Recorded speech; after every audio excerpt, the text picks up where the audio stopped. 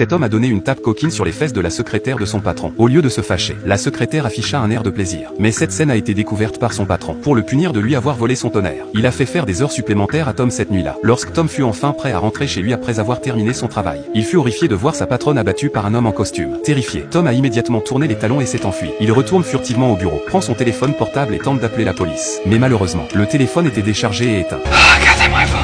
Il n'eut d'autre choix que de le recharger rapidement. Mais en se retournant, il vit le corps de son collègue gisant à côté de lui, alors qu'il était figé. Des bruits de pas se sont fait entendre à la porte. Il s'est avéré que le meurtrier avait trouvé l'endroit. Heureusement, Tom se cacha à temps, et le tueur ne le trouva pas. Pendant que le tueur déplaçait le cadavre, Tom se glissa discrètement hors de la pièce et se réfugia dans la salle de stockage. Alors qu'il observait secrètement le tueur, l'homme s'est soudain retourné et a regardé dans sa direction.